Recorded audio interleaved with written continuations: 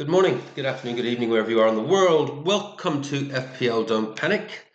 Um, Video today. Going to look at the game week 30 team, but obviously we'll just do a quick, not a complete wash up. But you're looking at a fairly happy Des at the moment. It's gone pretty well so far. Game week's obviously not over, and my rank is clearly going to drop. But yeah, at one point I was sitting at around 80,000, which was a huge rank rise, and I was thinking, oh, can I just hang in there in the top 100k? But no, circumstances as I thought they would, and a few goal concessions. Yeah, dropped you back to just outside the top 100k. But yeah, I'm obviously really happy. There are players coming in tomorrow that are going to hurt me, namely one Mr. Bruno Fernandes, who I hope bags a hat trick as a United supporter and drops me back 30 or 40,000 places. But overall, very, very happy.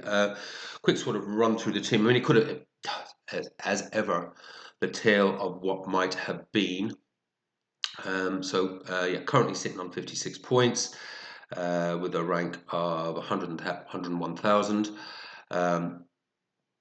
Yeah, oh God, where to start with this game week? It was an emotional roller coaster last night. I tell you. Let's see, where to start? Yeah, sad. They just, yeah, I knew they were going to concede. I just knew it. I knew it. I knew it. And then, yeah, just knew it.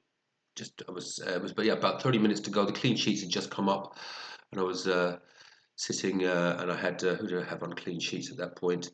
You had Milenkovic. Milenkovic, what a star! Oh, goal and assist.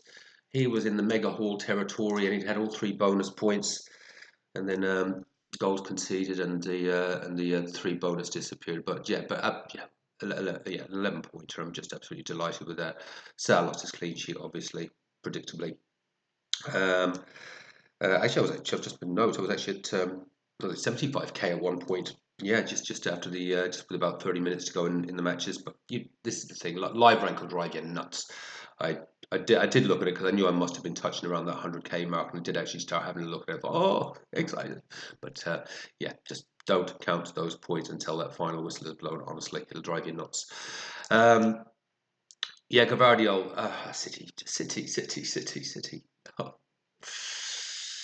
that defence.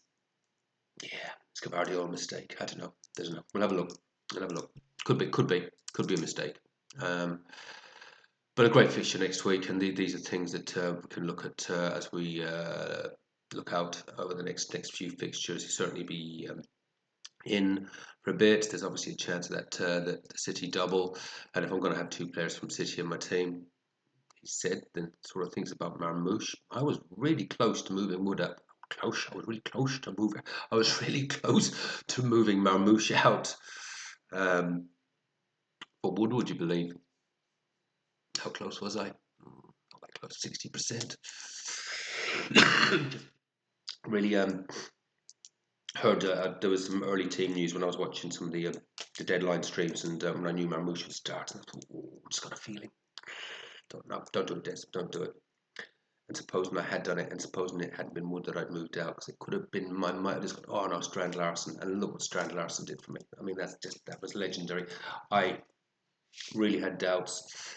When I did that wildcard a couple of weeks ago, oh, I think I might have made a mistake with Strand Larson. I know he's got the fixtures, but really no Cunha, no creativity, and an absolute cracker of a header, and a really nice finish for his second, and obviously a cracker of a fixture next week as well. Wood disappointing. Um, yeah, I think that's three. Is that three blanks in a row for him now? Yeah. Yeah, we'll see. I mean, I'm. Yeah, we'll talk about my team for game week 30 shortly, where I do have some absolute dilemmas, but good dilemmas, good dilemmas. Yeah, Bowen, just the assist. I did. Like I said in my last video, I think Everton will concede, and I think Bowen will return. I would have liked it to have been a goal, but totally take the assist, and he nearly had an absolute worldie in the first half when he took the ball under control. Hit a beautiful dipping shot, decent enough save. It was a savable shot to be fair, but it was a lovely piece of skill. And another day that could have been nestling in the top corner. Well, just the assist.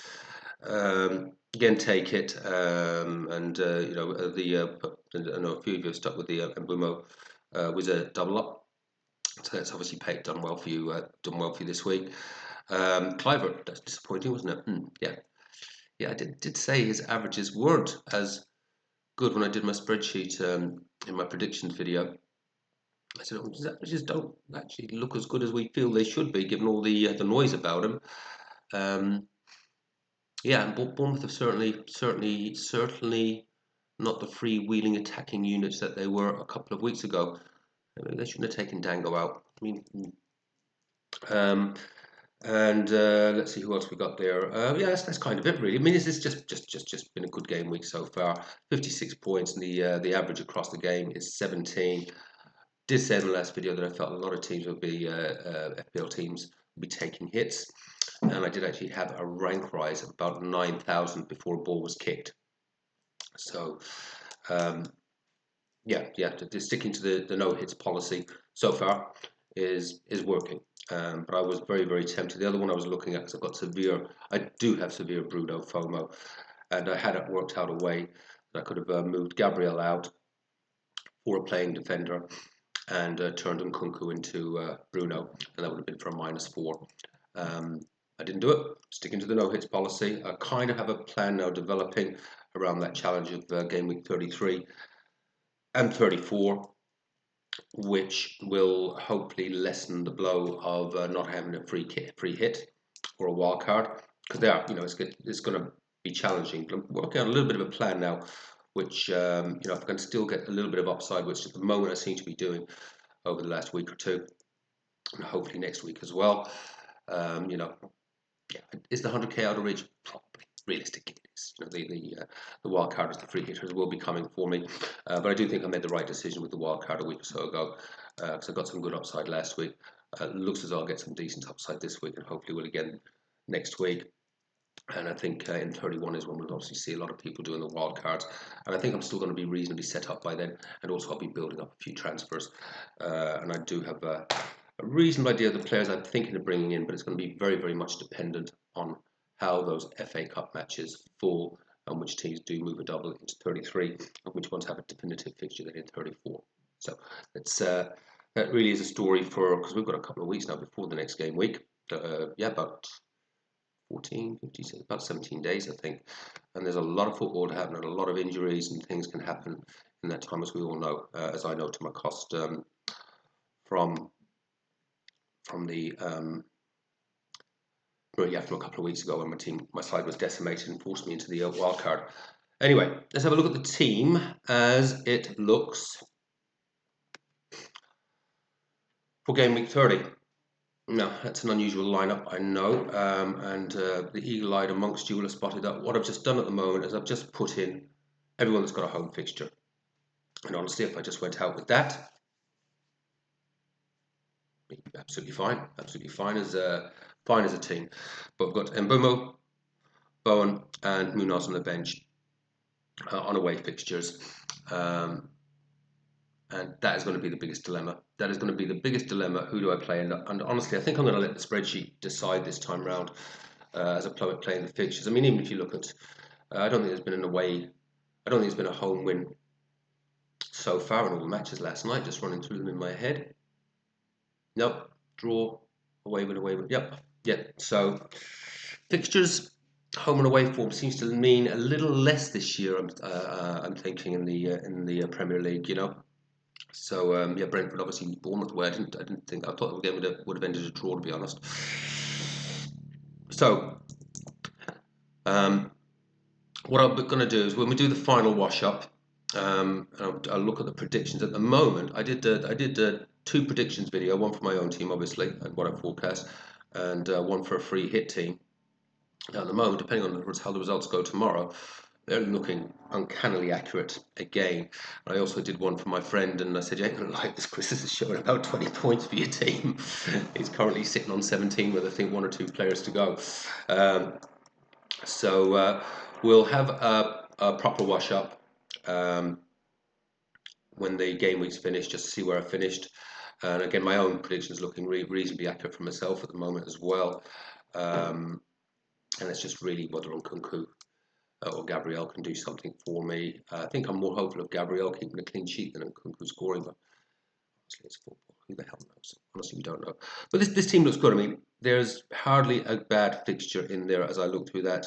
The 11 that I've got out starting at the moment: Sal West Ham home, Gabriel Fulham home, Gavardio Leicester home, Konate Everton home, Milenkovic Man United home. Nkunku Tottenham home. Nkunku probably will come out, but Tottenham. Gonna have to have a close look at Chelsea tomorrow to see if we can see any signs of that attacking form, because Spurs, yeah, I think they've got another injury as well, have they? In defence, yeah, just feel that's goals in that game. We've seen it before in the past, haven't we, between Spurs and Chelsea? And it gives me a little Palmer cover as well, because that's the other one that could massively hurt me tomorrow if he decides to find some form. Cliver, yeah, Ipswich home, great fixture. Salah, Everton at home. That would be another big question now. The captain's armband, because Haaland wasn't entirely impressive this morning. I had the captain's armband on him. At least got a return. Didn't really feel that there was a lot happen for him in the match. Marmoush was definitely far more impressive. But I think at this point I would keep it on Haaland. But yeah, not definite by any manner of means. I'd say that's about 51-49 in favour of Haaland at the moment. Salah home to Everton. Yeah, got a good decent record against them, I think, as well, if we look back historically. Wood Man United at home. Let's see how that Man United defence is shaping up tomorrow. But I can't see Wood not scoring, to be honest with you. And Strand Larson, I can hardly drop him again with West Ham at home.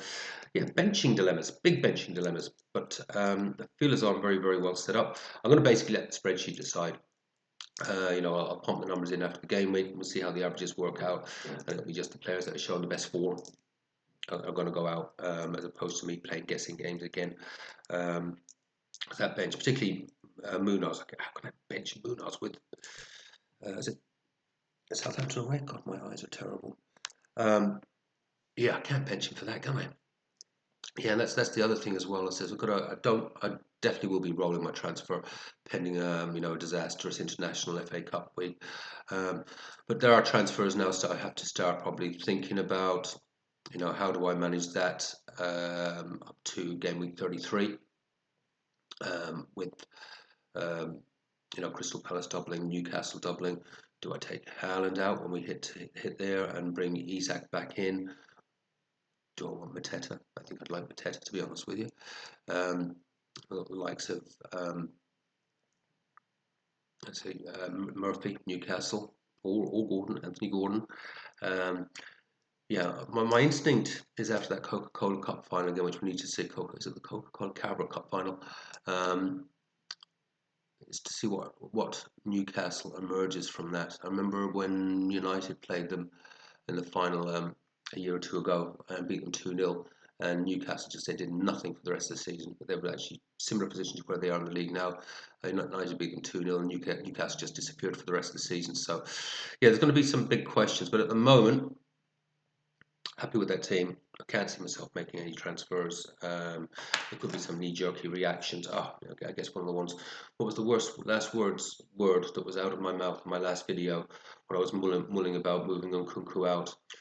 It was Gibbs White, the other. What's the name's going? Gibbs White, the other Forest midfielder. Gibbs White did a. And then that was it. That was the end of the video. Langer. It's going to be a bit of a. It's probably going to be a bit of a knee-jerk purchasing of Elanga this week. His average is not that great, but he was looking good, wasn't he? But I'm not going to do it. My team looks good. Let's roll that transfer at the moment, unless there's, as I say, any major injuries and things happen over the next couple of weeks. I will be back. We'll do a final wash-up. And we'll get the numbers into the spreadsheet, and we'll sort of see how that pans out, and we'll sort of have a look at what the team will be for game week 30. In the meantime, Hope your game week's going well. I know some of the scores out there are really low, but there's some big hitters. I know that a lot of you guys have got to come tomorrow. So, I'm enjoying my brief moment in the sunshine at 101,000. But I suspect that's going to drop by at least 20, 30, 40,000 tomorrow because, as I say, just the Gabriel and Nkunku to come. So, listen, I hope the rest of the game week goes well for you, but not too well because I'd like to stay as close to that 100,000 as possible. Take care, have fun, play your own game, don't panic, and I'll talk to you in a couple of days' time. Bye bye.